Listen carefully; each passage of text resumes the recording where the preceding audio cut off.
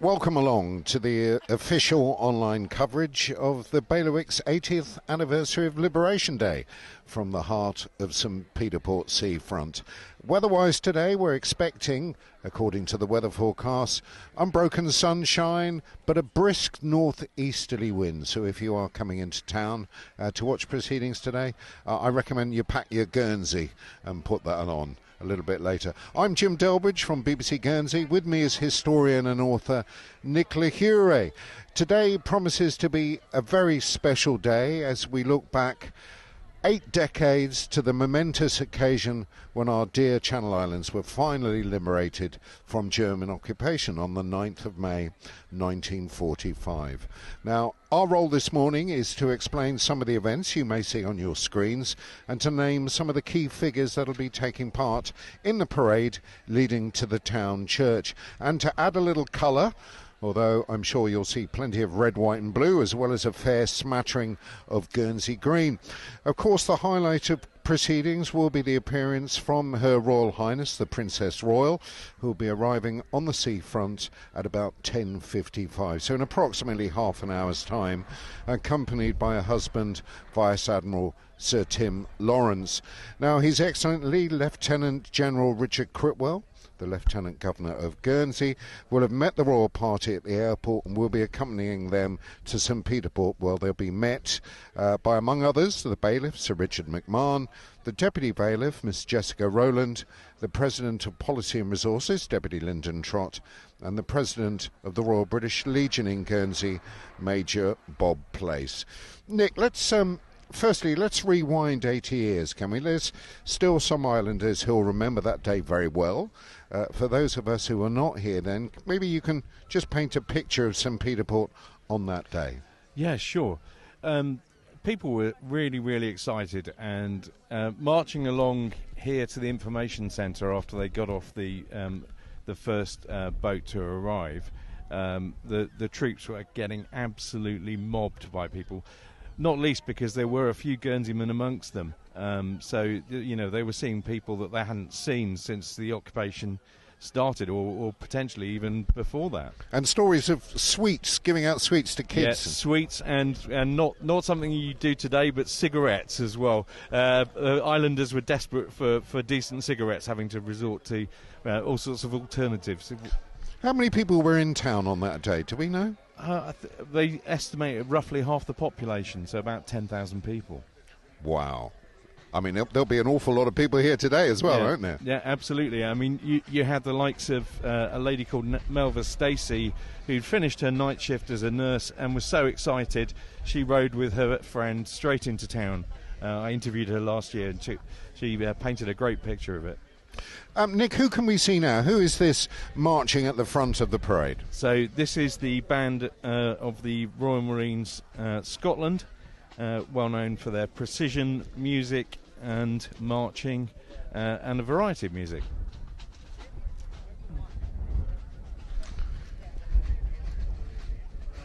Following behind, if you're seeing on there with the red band around their hats, who is this then, Nick? So that is the Prince of Wales Regiment. Followed by the Gurkhas. Why is there such a strong connection between the UK, the British government, the British forces and the Gurkhas? How did that come about? That dates back to 1816, and the Gurkhas have been involved in all the major conflicts, fighting with British on the side of British forces ever since. Let me just run down what we can expect to see today. Well, as you can see, the parade started off. It marched from Cambridge Berth along the seafront, heading past the former States Office, or the former Tourist Information Office, heading towards the little stage here, which you may see in front of you here, where Her Royal Highness will make a speech a little bit later on. They're turning round and coming back. They're also going to be... that's it. stopping here in front of the stage now. At 10:55, Her Royal Highness the Princess Royal and Sir Tim Loris, they will arrive, and they'll be greeted by the reception party, which includes, of course, the Lieutenant Governor and the bailiff, and also the head of policy and resources as well.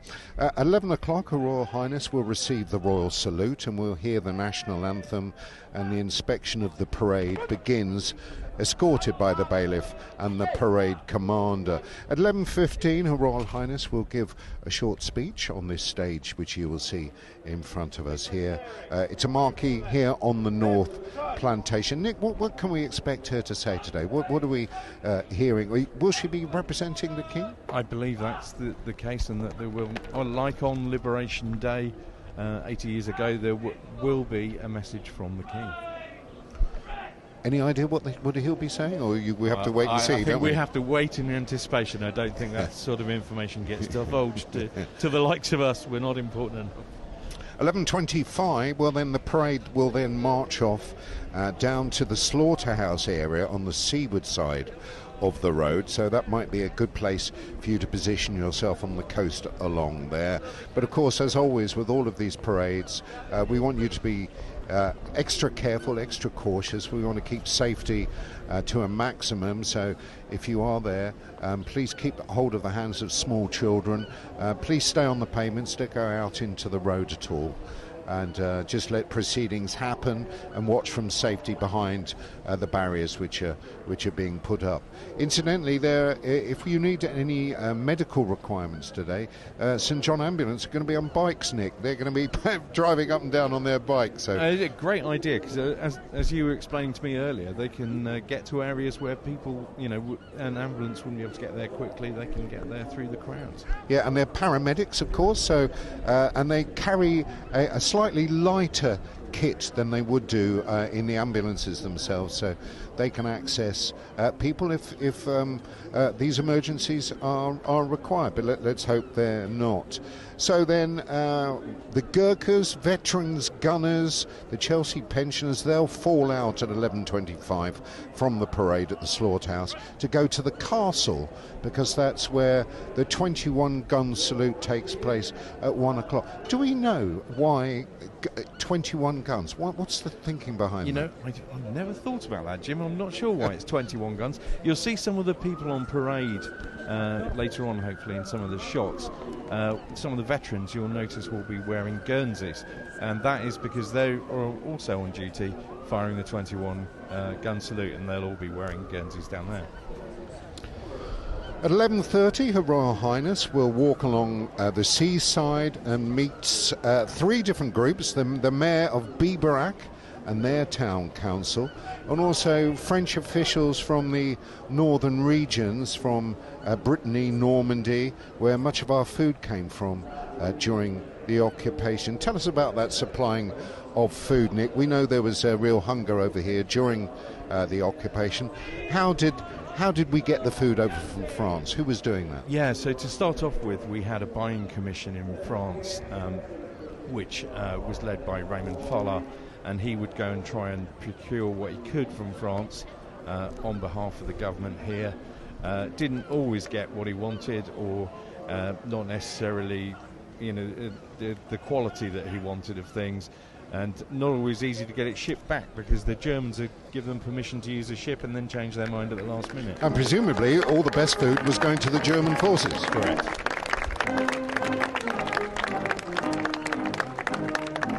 Great to see so many people in town today, isn't it? Yeah. When you think back to let's talk about June the 28th, 1940, when the Germans and the occupation first began. Very different scene, of course, here in St Peter Port on that day, because we're only just up the road from the White Rock where that bombing happened, aren't we? Indeed. So there's the memorial there, along with the other memorials. It's well worth going to take a look there. But yes, unfortunately, there was a speech being given in town by the bailiff at the time when some German bombers came and attacked what they thought were military vehicles, but were in fact tomato trucks, because things were still carrying on. They were still trying to export things. Nobody really expected that this was going to happen.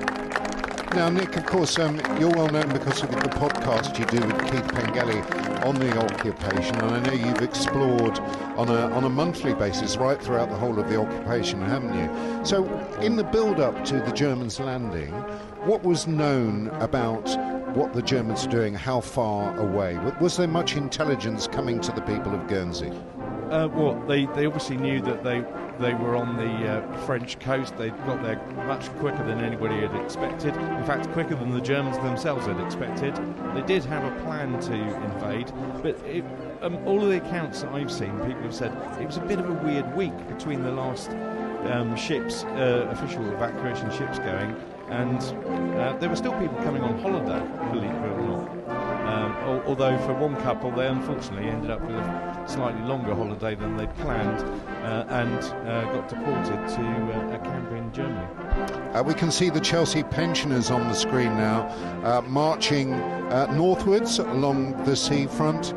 Tell us a little bit about the Chelsea pensioners, if you can, Nick. How were they formed? Do we know? When did they first get together, and where are they based? Presumably in barracks in Chelsea. The Royal Hospital Chelsea, yes, that's where they're based. They're distinguished veterans of the British Army who live at the Royal Hospital Chelsea, and they've all served with honour, and this is their retirement. They've chosen to become part of a unique and historic community that lives there. I've met up with them numerous times, and they're great fun. Some great stories that they can tell. Very popular as well, isn't it? I know that they always come along to the Specsavers Hangar Ball every year, and they always get a big round of applause when they arrive. Very popular people. Yeah, absolutely.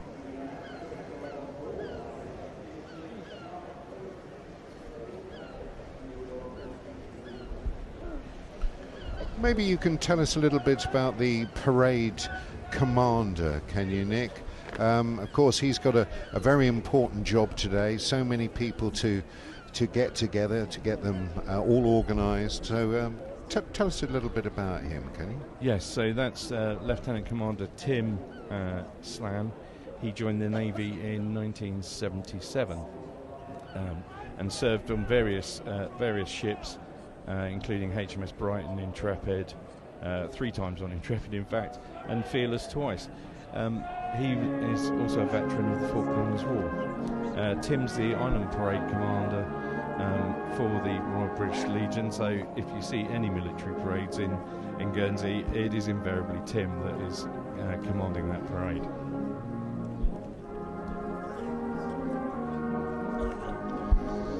Going back to the procedures of what we're going to be doing today, at 11:30 we've spoken about the Mayor of Biberach and the Town Council there. Biberach, why is Biberach featured here, Nick? Maybe you can tell us that. Yeah, sure. So in 1942 and 1943, some British nationals, particularly those who'd served in British forces, were deported to Biberach and Laufen, so civilian internment camps, and were held there till those camps were liberated.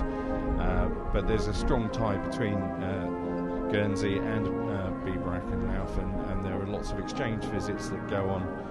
In fact, there was a book was written about Biberach, which there was a launch for last year. The bailiff invited the gentleman across to come and talk about it, which was great. Of course, we're seeing the parade now heading along. You'll see on the screen a lot of the jurats and officers of the court, led by the bailiff. And my understanding is, Nick, that His Excellency the Lieutenant Governor has gone up to Guernsey Airport to meet the Royal Party when they arrive, and he'll be escorting them down here. And I think they're scheduled to get here, aren't they? 11 o'clock, I think. Yeah, just before 11 o'clock. What time is it now? It is 10:40. 10:40, so in about 15 minutes' time. So we'll be looking forward to seeing that. My understanding is that the Royal Party, the car, will come down St Juliet's Avenue. It will go onto the roundabout. It'll then turn left onto the seafront, and we'll will stop sort of halfway along, just in front of the former States Office, won't it, along there, where His Excellency will greet Her Royal Highness. Indeed. In front of what was until very recently the visitor centre, which if anybody is coming into town looking for that, it's moved to Market Square.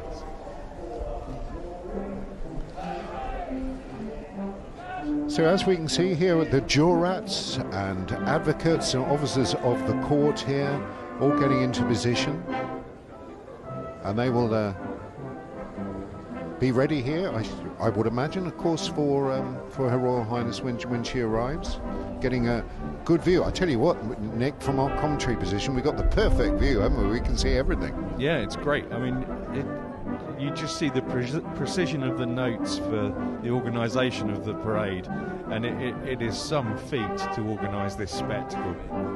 Well, I know that you and I, of course, for doing this job today and adding a bit of colour to proceedings, we were given a big pile of paperwork. It must have been about 2 inches thick of all the notes which we had to go through today. So yeah, an awful lot of organisation, wasn't there? Yeah. I mean, when you put something together like this, I know you've never done this yourself, but one imagines that the planning for this must have started a long time ago.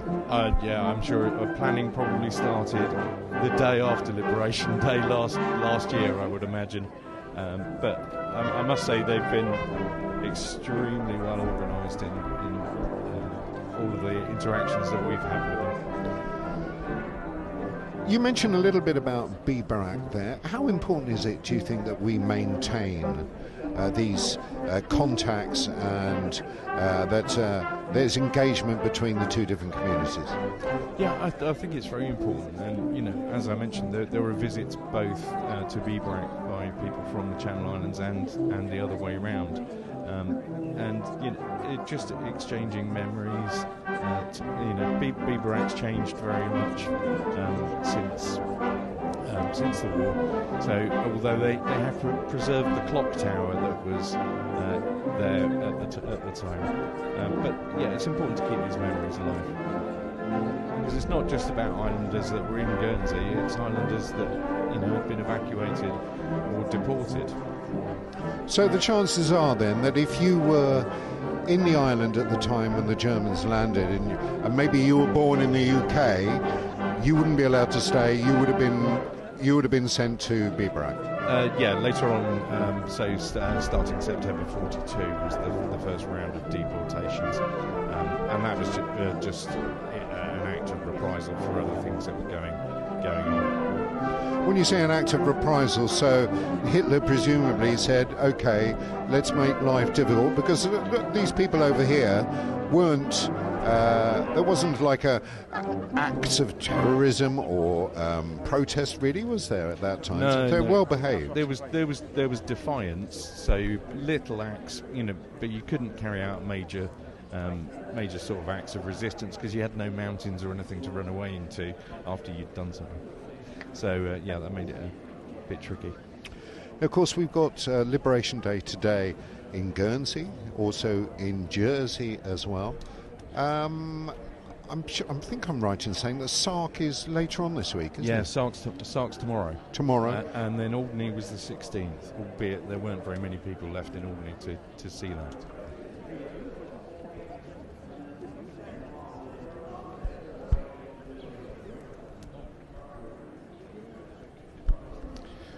Nick, we mentioned earlier about what happened on this day 80 years ago. They're doing a reenactment, aren't they, later on? Yes, at 5:30. So it's well worth coming into town for that if you've got time. They're doing a reenactment with a couple of boats, and there'll be a full reenactment of what happened on the day. How many people were evacuated? Do we know back in that day? Approximately half the island population evacuated to the UK. So. About 20,000 from Guernsey. You see various different numbers bandied about, anything between 17 and 20, but I believe 20 is the most accurate number. What would you say was the impact of evacuation on Guernsey as a community following the end of the war? Following the end of the war, it had a massive impact, particularly on the young people that have been sent away as school children, because they hadn't seen their parents for 5 years. In those cases, or they'd been so small when they went that they didn't actually recognise their parents. So when they came back, very, very difficult to adjust. And one thing that we hadn't talked about until recently was, of course, a lot of people spoke Guernesey, the local patois, and they went away, and that caused problems for them both when they were in the UK and also when they came back, because they'd lost the ability to speak it because they hadn't been speaking it on a regular basis, which made it difficult to communicate with relatives that were still here. And I imagine when they were speaking Guernsey French when in the UK, it may have caused a bit of suspicion amongst some of the people over there as well, wouldn't it? Absolutely. I've had numerous accounts of people being worried that they'd be thought that they were spies or some sort of interlopers, because it sounds a little bit like French, but not really. And so it does, it would confuse somebody. They'd wonder, particularly, if somebody up in Glasgow's probably not encountered somebody from Guernsey before, and there were a lot of evacuees up there. And so the impact then on Guernsey French as our local language was profound, wasn't it? Yeah, it was massive, and the language was declining pre-war, but it just hastened the decline even faster, unfortunately.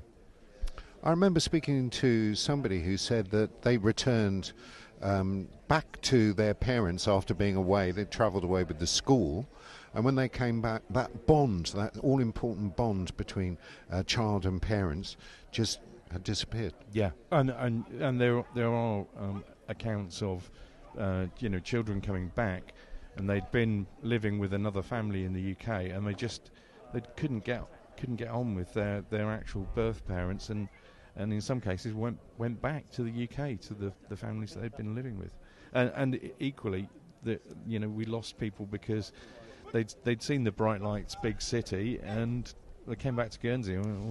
It's a bit boring compared to when you're 18 years old or whatever. They thought there's not the nightlife and things like that they perhaps experience. What it also did, Nick, I imagine, was I know a number of people, I mean, myself included. My mother was Guernsey. She was evacuated along with nearly everyone else who went. But my mother went to London rather than up to the north of England or to Glasgow. But she met my father there. So, I'm half Guernsey and I'm half English. And there's a number of people that happened to, didn't they? So that impact, that influence on the Guernsey population moving forward, it sort of split it, didn't it? Yeah, it did. Yeah, it did indeed.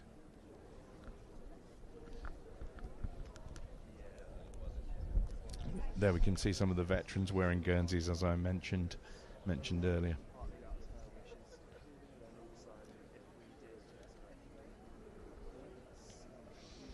Now, we have a fly past at 11:35. Tell us about that. Who's going to be taking part in that? Yeah, so that's a 201 Squadron P8 Poseidon. You'll have seen that in the air around Guernsey for air displays in the past. So that'll be taking part. 201, of course, Guernsey's own squadron. The last squadron actually affiliated with any place. Squadrons used to be affiliated to lots of towns and places around the UK and British Isles. 201 is the last affiliation that's left. Also, the oldest squadron in the RAF. So, from the First World War, then? Yeah, 1914 they were formed as part of the Royal Navy Air Service, and they later amalgamated into the Air Force. I think they were called the Royal Air Corps, weren't they, back in those days? Yeah, Royal Flying Corps. Royal Flying Corps, and then April the 1st, 1917, I think it was 17 or 18, it became the RAF. Now, where should we look then if we want to get an early view of the fly past? Which direction should we be looking at? It's going to be coming from Herm and over St. Peterborough. I'm thinking that they're probably operating out of Jersey, just purely for runway length, I should imagine, and logistics. It's probably easier for them to operate the aircraft from there. There's also a fly past the A400M, that's at 11:45. That arrives from the north. It goes along the east coast. It will then return that way as well. And then at 11:45 also, the parade should have arrived at the town church. Yep. But we're a little bit unsure, aren't we, on the exact timings today? Yeah, it just depends on how long people stop to chat. So we'll have to wait and see. Going back to the fly past by the A400, the A400 is a fairly frequent visitor to Channel Islands skies, as they like using our runway for practicing approaches and things like that. So I frequently get people asking me, what's that big aircraft that's flying around from the RAF? And what kind of aircraft is it? What is its duty? What is its function? It's a transport aircraft. So if you were familiar with the Hercules, which has just gone out of service, it's taken over that role effectively. But very versatile aircraft.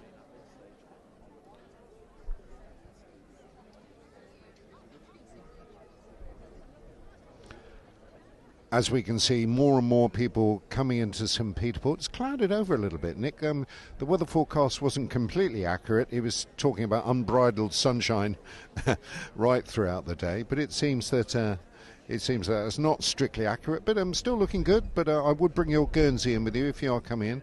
It might get a little bit chilly later on. So we were saying before about the parade. We can't be 100% sure about the timings. Her Royal Highness, the Princess Royal, we do know that she likes to have a walk around and talk to people, doesn't she? Indeed. She's very interested in talking to people. So I can imagine that things may slip a little bit if she's talking to somebody about the occupation, for instance. Can you tell her about the Royal Standard? What's that? Yeah, so that the Royal Standard signifies the presence of a royal. So if you ever go to London and you're wondering if the King is at home, if the Standard's flying, then it's there. If not, he's not there. It's divided into 4 quadrants. There's actually a different standard for flying it when it's in Scotland as well, which is slightly different. Not a different one for when it's in Guernsey, though. No, not a different one for when it's here. And this is going to be flown on the Weybridge, is that right? It is. I can see it up there now, actually. I was thinking yesterday when I saw how windy it was, I didn't fancy the job of going right to the top of the mast on the Weybridge roundabout to put it up. So whoever did that, well done.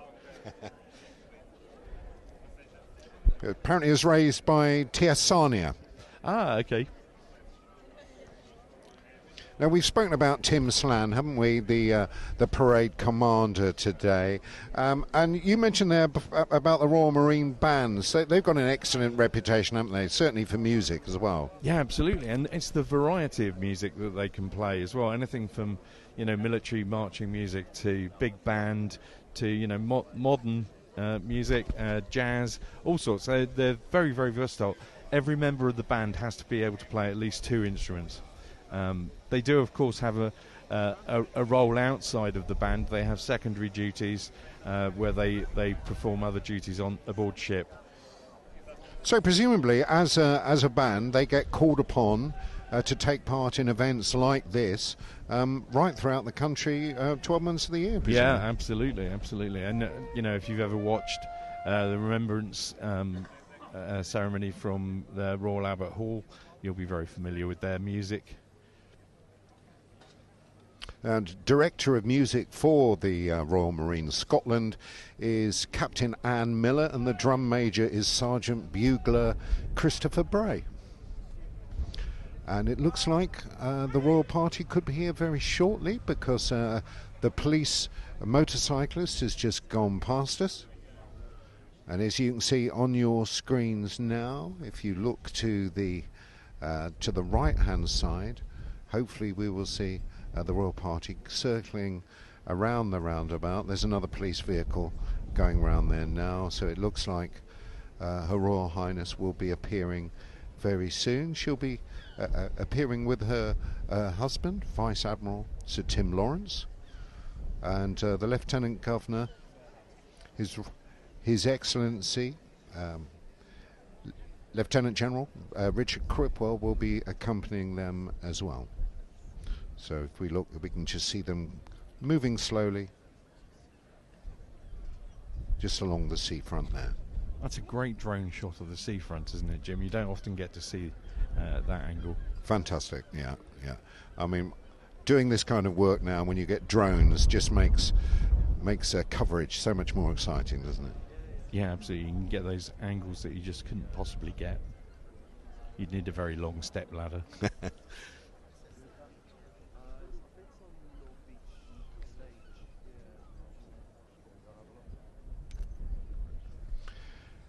We can see Her Royal Highness there. She's dressed in, I would call that cream. I know you're not a fashion correspondent, Nick. No, very much not. But yes, she's there, and I think that's, judging from this distance, it looks like a cream-coloured ensemble.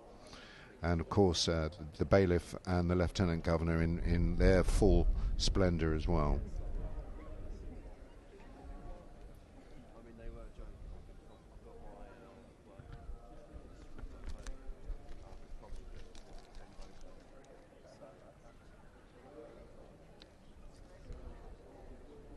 Yeah, so they're approaching the parade where they'll be inspecting them.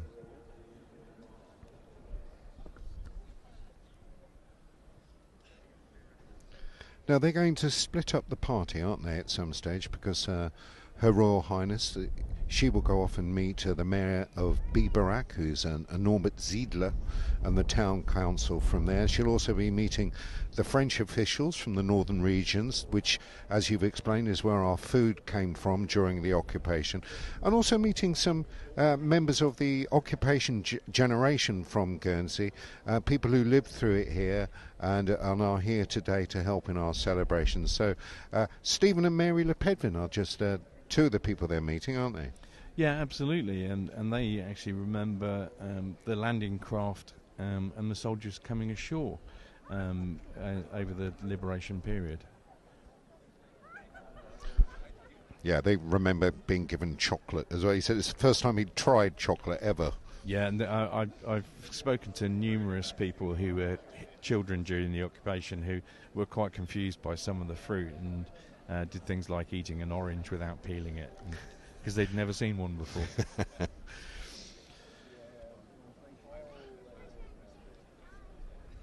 There you are. That's a great shot of Her Royal Highness, accompanied by the bailiff. And I believe the inspection will start very shortly. And her husband, Vice Admiral Sir Tim Lawrence, he's going to be inspecting a different part of the procession today. Town councillors and others from Biberach, he'll be speaking to them. Also the Guernsey Friends of the Biberach and Deportees Association and the Biberach Youth Orchestra.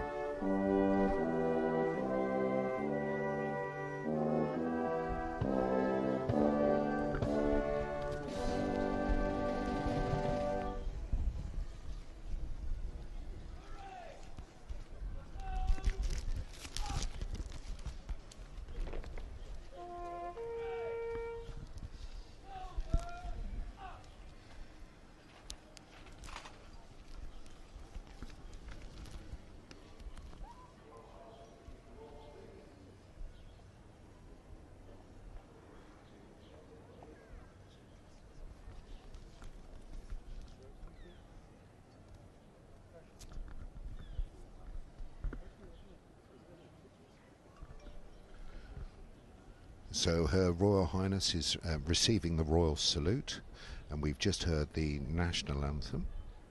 And that's the parade commander, Lieutenant Commander Tim Slan, there with the sword.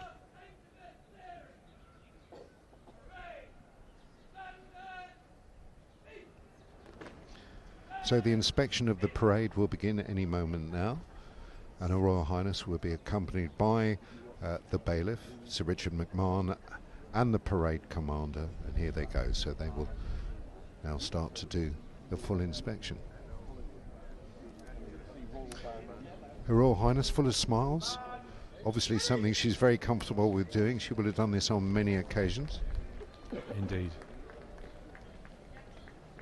my understanding is Her Royal Highness the Princess Royal will be inspecting the front rank of the parade, with the other ranks being inspected by various other officials.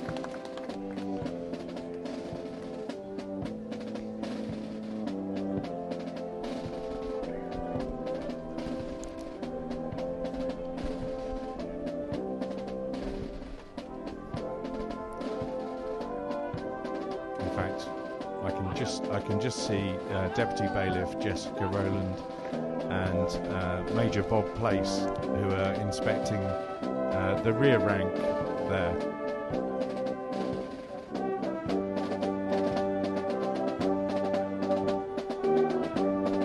Whilst in the middle there we can see the Lieutenant Governor and Vice Admiral Tim Lawrence.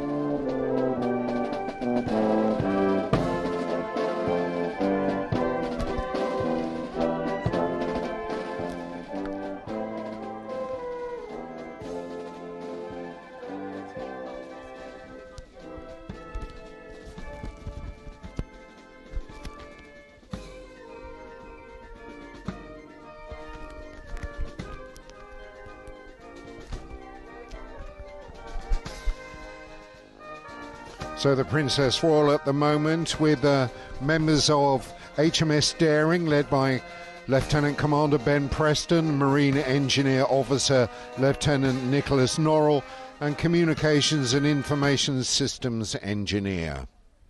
Yeah, HMS Daring's Type 45 destroyer, which is role is primarily to defend the fleet from air attack. It's got some amazing capability. It can shoot down an object the size of a cricket ball doing 1,000 miles an hour. when I read that statistic, I was, wow, okay, that's using Sea Viper, I believe. Wow, that is incredible, isn't it? It's currently undergoing a bit of regeneration in dockyard at the moment. Expected to rejoin the fleet later in the year. Is there a special connection between the islands and HMS Daring? Yeah, HMS Daring was declared to be Guernsey's ship in 2008, on New Year's Day 2008, actually, by in the states of Guernsey. Obviously, we used to have HMS Guernsey in the past, which we were affiliated with for obvious reasons. But once HMS Guernsey ceased to be serving, we had this affiliation with HMS Daring. It's one of the most advanced ships in the Royal Navy. Well, we're very privileged to have crew members here with us today then. Tell us about HMS Trumpeter and HMS Express, because they're also being expected at the moment, aren't they? Yeah, they are. And they are Archer-class ships. They are coastal patrol vessels. They carry out various duties around coastal security and various other operations. They're crewed by just 5 people, which I find incredible. But yeah, and again, you know, they're full of technology. Next, we have the Princess Royal is now with the Princess of Wales Royal Regiment, the 4th Battalion, led by Lieutenant Colonel Andy Carre, Captain Tony Wood, and Warrant Officer Adam Townsend.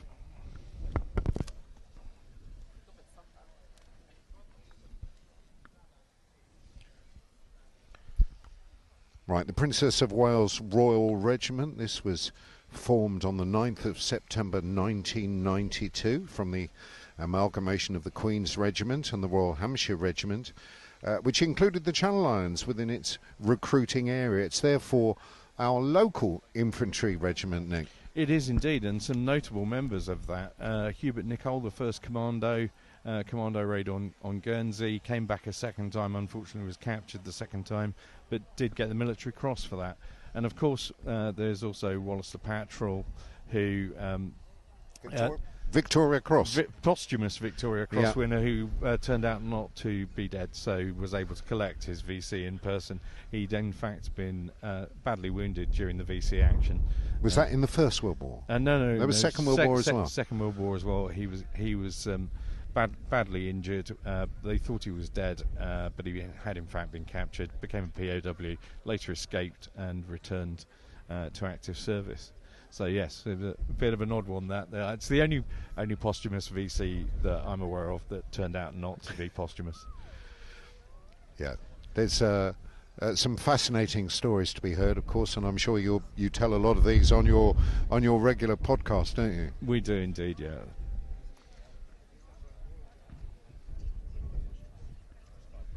It's always a great pleasure to see the Gurkhas here in the island. You mentioned a little bit about them before. Maybe you can just tell us again, what is the history, what is the association between the Gurkhas and the royal family and the British forces? Yeah, sure. I mean, as I said earlier, it dates back to 1816 when there was a war going on around Nepal.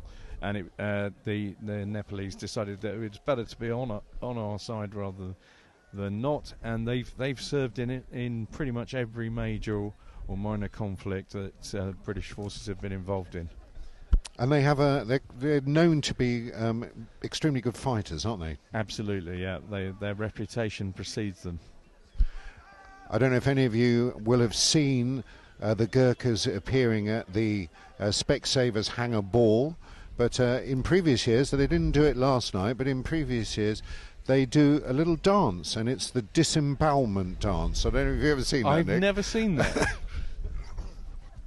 Yes, the disembowelment dance, and that's where they get out their famous knives, one of which in the past has been presented as part of the ceremony to Dame Mary Perkins, the founder of Specsavers, because, of course, she is the one who pays for them to come over and be here in the islands, and they did the special dance for her, the disembowelment dance, which was interesting. Let's put it that way. I can imagine. And presented her with the knife. But yeah, so it's great to have them over here again. They come every year, and it's a party of about I'd say how many? There's about a dozen of them over here today. Now, Her Royal Highness is now inspecting 201 Squadron. Tell us about them. What's the connection with Guernsey now? So they became Guernsey's own squadron in 1939. An application was made for them to become Guernsey Squadron. They operated seaplanes and various other aircraft over the years. Seaplanes, in fact, which visited Guernsey. And it was approved just around the outbreak of war that they became Guernsey's own squadron, and it's continued ever since. And you were saying before they're the oldest squadron in the RAF. The oldest squadron in the RAF, that's still operational. Now, following on from 201 Squadron, the inspection will take place at the Island Cadet Guard. So cadets, very important part, of course. It's the future of our armed forces. What can you tell us about them? So the Island Cadet Guard is drawn from a variety of the cadet forces here. It's the pinnacle of cadet training. They are trained up to regular British Forces standard.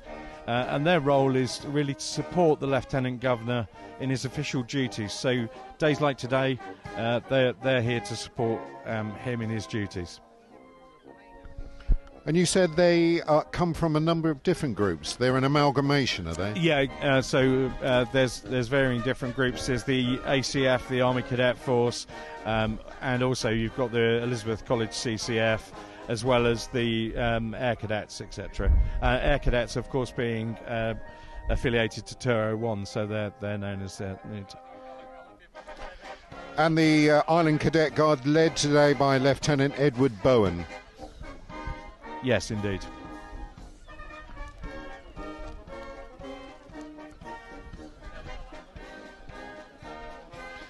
Nick, TS Sanya is next, and Guernsey's only Sea Cadet unit, I understand. Yeah, they've been around for just over 20 years, I believe.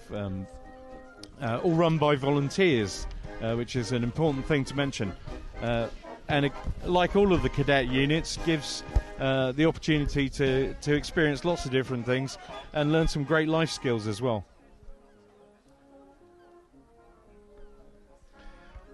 Following that will be the inspection of the Elizabeth College Combined Cadet Force. Now, you're a former Elizabeth College boy. What was it like doing CCF?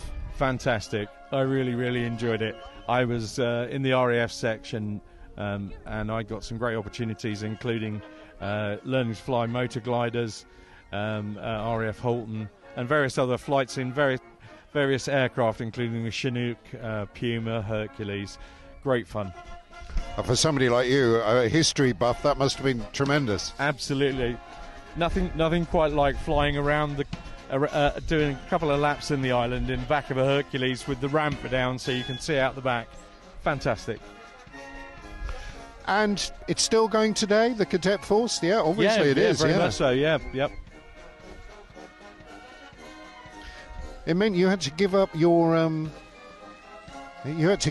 Saturdays, though, didn't you, to do that? No, but some of the activities took place on Saturdays. So I used to shoot on a Saturday, much like my nephews, who both were in the Cadet Force as well.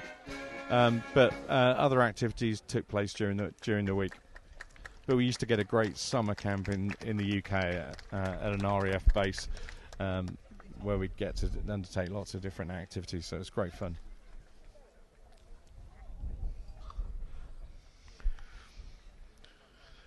There's a large number of standards on display today from a wide array of organisations, aren't there? What can you tell us about those, Nick? Yeah, so because there's a whole host of them. There's a number of British Legion ones, for instance. There's the police and others in there as well. As well as, of course, the military standards.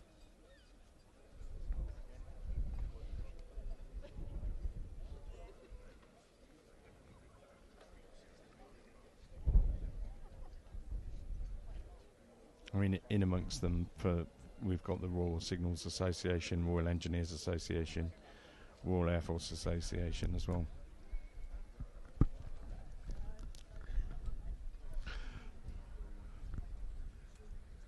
I think we should mention at this stage, Nick, the brilliant job which has been done in organising the celebrations today, not just by the committee of the states which have done it, but by all the hundreds of helpers, people coming into town today dressed up, aren't they? We see a lot of Union Jacks, red, white and blue, and the shops themselves, they've put bunting up and they've really made an effort, haven't they? Yeah, absolutely. And some people I can see from our commentary position here have secured a prime place to be watching proceedings from Craig Mazorn up at the top there, sat in the window. What a great spot to be watching from.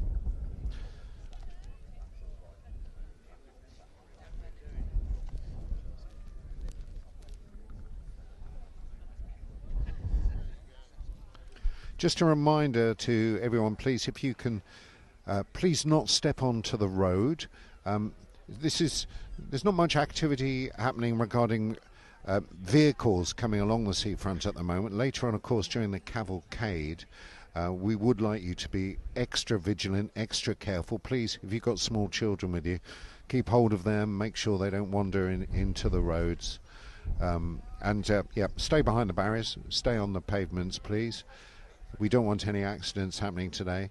Although, as I said a little bit earlier, the St John Ambulance have got, they're on bikes today, paramedic bikes, so they will be coming around to help you if they are called upon, and these bikes will give them extra special access to parts of the island.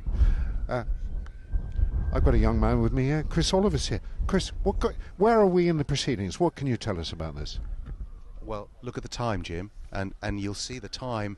It's 11:15, and where is the Princess Royal? The Princess Royal is probably near to the end of the parade, but as usual, we all know that if the Princess Royal is interested, she will spend a little bit longer, and she is spending a little bit longer, which is really encouraging. It's really nice to see, isn't it? We might run 5 or 10 minutes over the actual programme, but, you know, I think that's been taken into account.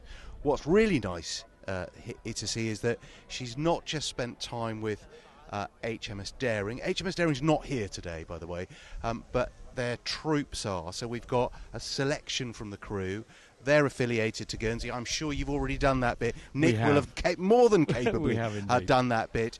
Then we've got the Princess of Wales Royal Regiment, And you'll notice they've got fixed bayonets on. And you notice they're allowed to fix their bayonets because they're associated with Guernsey and they've got the freedom of Guernsey. And look, there's the Gurkhas after them, but there's 201 Squadron of the RAF around about the middle of the parade. They too have got bayonets on because not only is HMS Daring, the Navy, our own ship, but 201 is our own ship. And the really important bit today is you see that rather, I was almost going to say tired looking flag, that with the one with the gold eagle on the top, that is the regimental colours. What's the difference between the regimental colours and standards? I'm glad you asked that question, Jim. Is the regimental colours are they are the traditional flag to which years ago the troops would have rallied in wartime in a battle. The standards are representative, which we can see much further on. If you've ever been to a commemorative parade, you will know, like at the war up at the top of Smith Street, the standards come out. We very, very rarely get colours. Reason the colours are here today, 201 Squadron is Guernsey's own. And where is the Princess Royal, even though we've been nattering away like that? She hasn't got to our standards yet. What time will the church service be? When the Princess Royal gets to the church. So absolutely fantastic stuff. What a day, what lovely weather, Jim.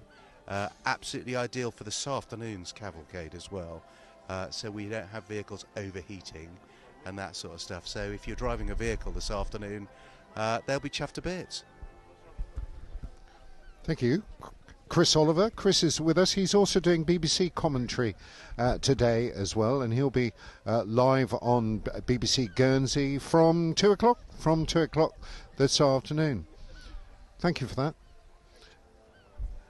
We're just looking further down the line now. Nick, Chris was saying that things may be delayed slightly because of, we could be delayed considerably, we don't know.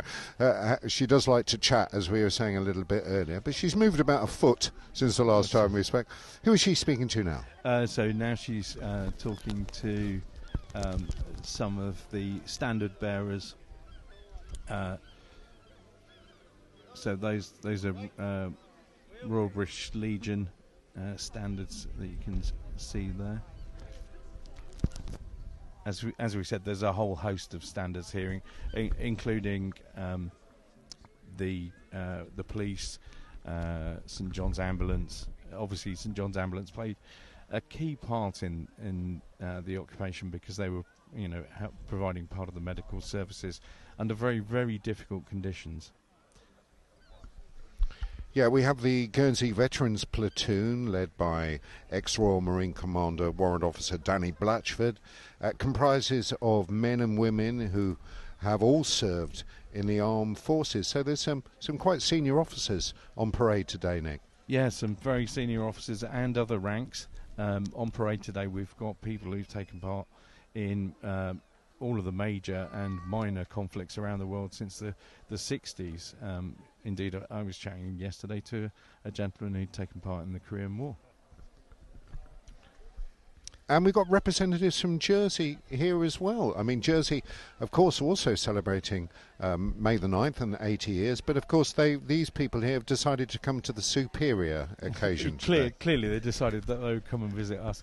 Yes, the Jersey Field Squadron. So they're a Royal Engineers TA Squadron providing support to the British forces.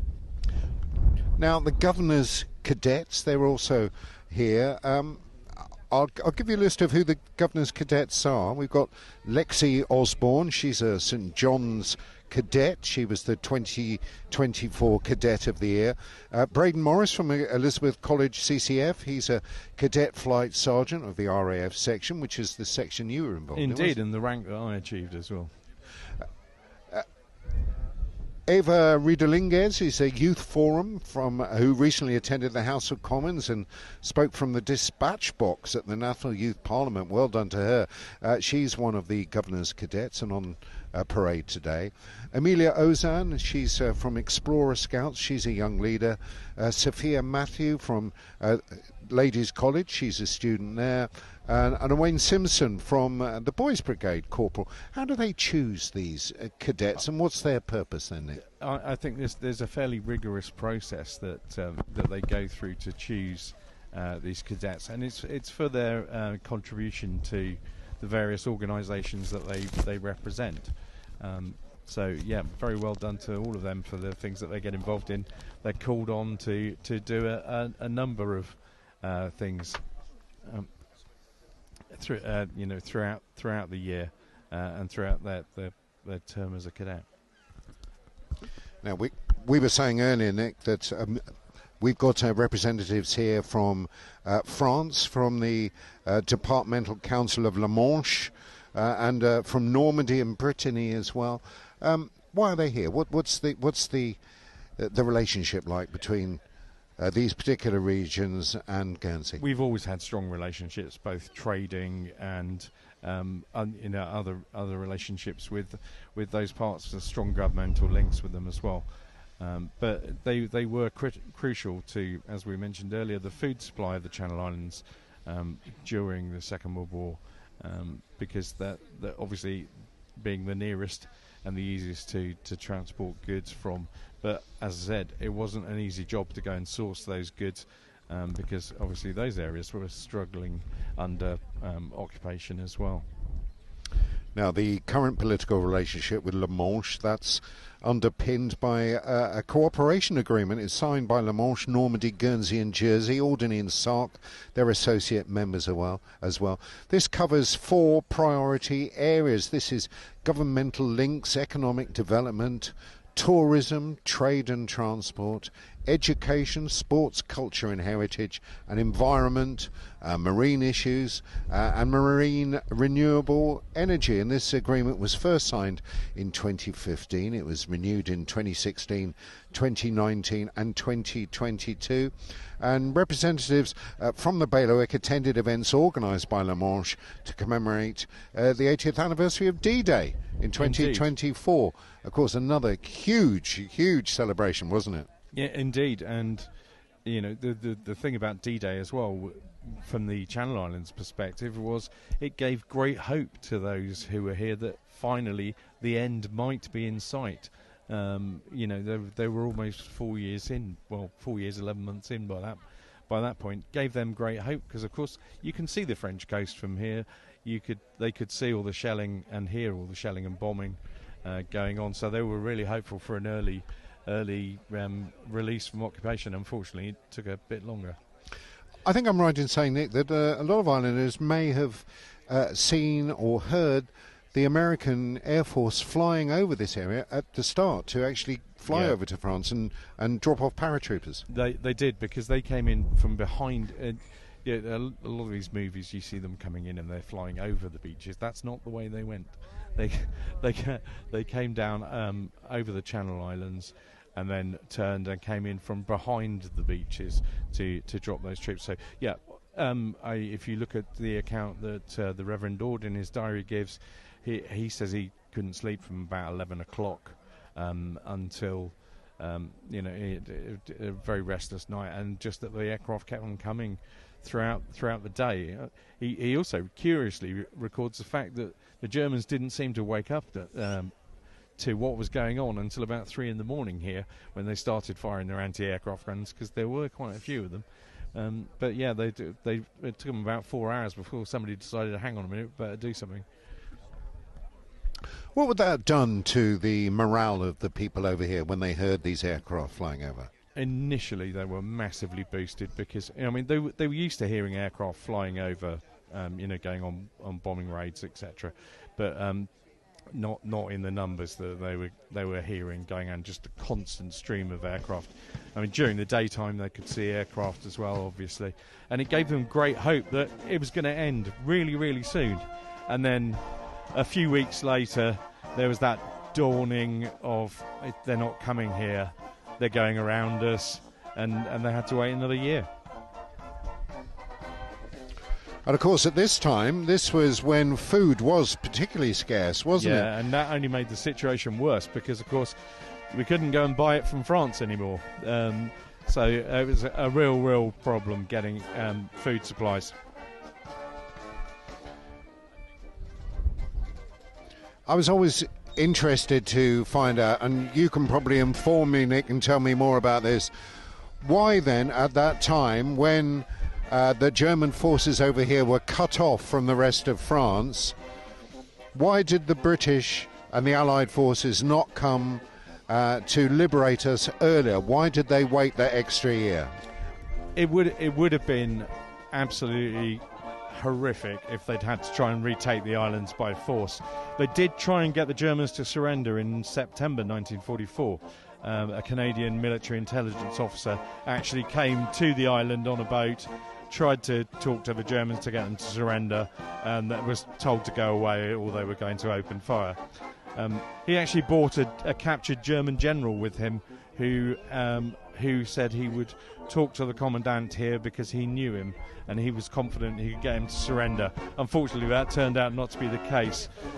So basically, they were left with a prisoner of war camp with a large number of Germans, and you didn't need to guard it. So, and if you tried to take it back by force, there would have been massive loss of civilian life. They did plan operations to do that, and when you read the plans, you just think, oh my word, that would be awful. I mean, one of them, they were planning to have 700 aircraft bombing the islands for 3 days in the run-up to trying to retake it. There would have just been massive loss of life, both the military and civilians. It is interesting, and I know that lots of visitors, when they come here, some of them attracted to visit the bailiwick because of our military past. When they look at the number of bunkers we've got around the islands, that are still in pristine condition. Yeah, absolutely, because none of our bunkers got shelled or attacked, unlike Normandy bunkers, which, got a real pasting from the coastal fleets, etc., and throughout. I mean, I was told by Richard Yome from the Occupation Museum some time ago that there are approximately 1,000 concrete structures in Guernsey alone, which is just mind-blowing. A lot of them still being used, of course, for various various reasons. I see one's just been turned into a house, actually. Although not the first one to be turned into a house, there have been others. But yeah, I think it's quite good that they're actually still used for something completely different to what they're intended for. A lot of fishermen use them, particularly on the west coast, to store all their pots and various other fishing gear. Very kind of the Germans to make those for us. Indeed. Particularly as fishing was strictly controlled during the occupation. Here we're seeing some of the veterans there.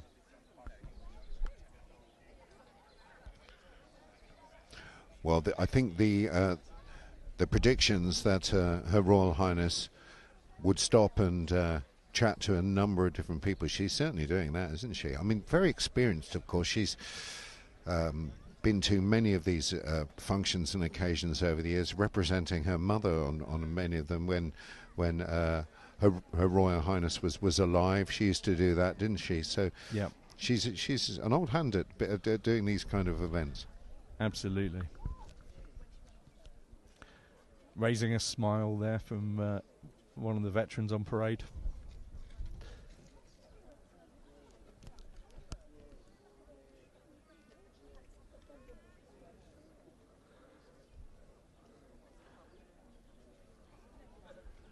It must be quite tiring for Lieutenant Commander Tim Slan. He's holding that sword like that for the whole time. I'd imagine it's probably fairly heavy. I must ask him the next time I see him. Is it a special sword, do you know? Does it have a significance? I don't know, actually, I'm afraid. We were saying before that some of these veterans on parade here, there's some senior officers there, aren't there? Yeah, there are senior officers and various other ranks represented from all arms of the British services. And quite a lot of medals on display as well, Jim.